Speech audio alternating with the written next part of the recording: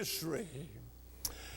You can trace it back through Paul and back through the prophets and back to the gate of the garden where the guilty pair was at, and then all the way back into eternity.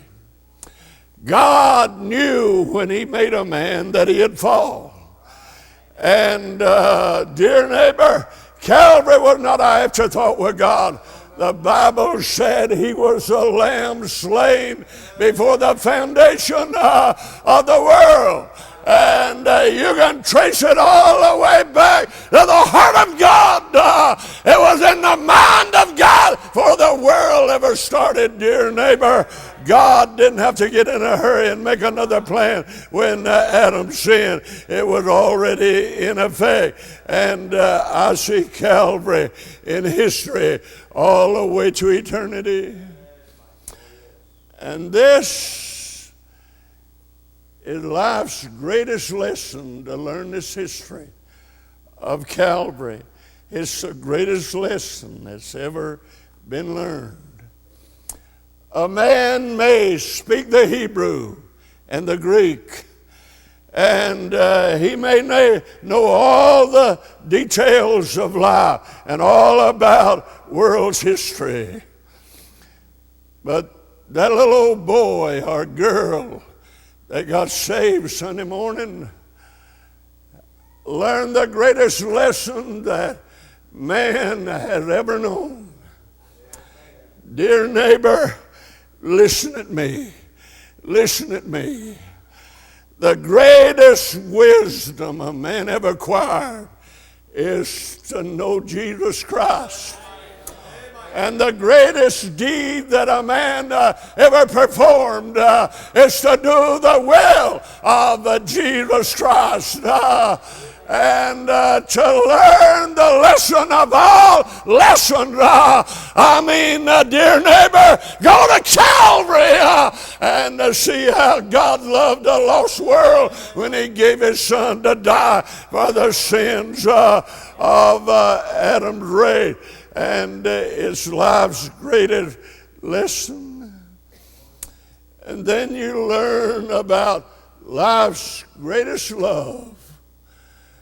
Oh, what love. You remember Hosea, Israel backslid, and God made Hosea go take a fallen woman for wife. And a child came, and God made him name it after coming judgment. He's going to judge Israel for their sins. Another one, the third one, all of them was named after judgment. And then Gomer was gone again. She was in the streets again. And Hosea was left with his children. And you remember, he went in search of her. And when he found her, she was on the slave block. And they were selling her as a slave. And men were bidding for her. And Hosea bidded an omer of barley. And then he bid an omer and a half. And it just seemed like when he said a half, that was all he had. And he stood there that day bidding for his wife and giving all he had for his fallen wife. And a picture of our great God, our loving God, who sent the pearl of heaven and the light of the world from the ivory palaces, dear neighbor, all the way to Calvary. There ain't never been a love like the love of God. It's the greatest love that's ever been. I live on Lake Lanier. I can see the lake from my front porch. And it was a holiday, maybe the 4th of July. And folk were down at the lake having picnics, and kids were wading and swimming and so on. And Mr. Kidd had his family. And his oldest girl stepped in over her head.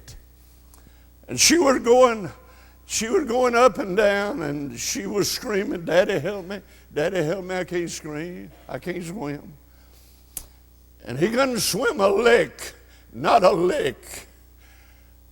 But he jumped in that lake, and somehow he made it to where she was at. And she pulled him under and drowned him along with herself. And they laid him out on the banks of Lake Lanier, there below my house.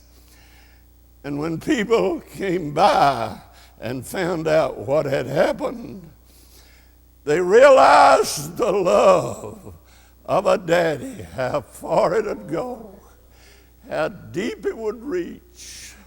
Oh, the great love of a mother and daddy for their children. But that's like a candle trying to shine in the sun when you compare it with God's love.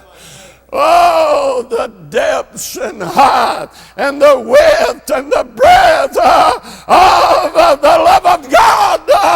While we were yet sinners, Christ died. The ungodly, dear neighbor. And the cross is the greatest lesson and the greatest love a man ever learned about. It was at Calvary where God done his greatest work.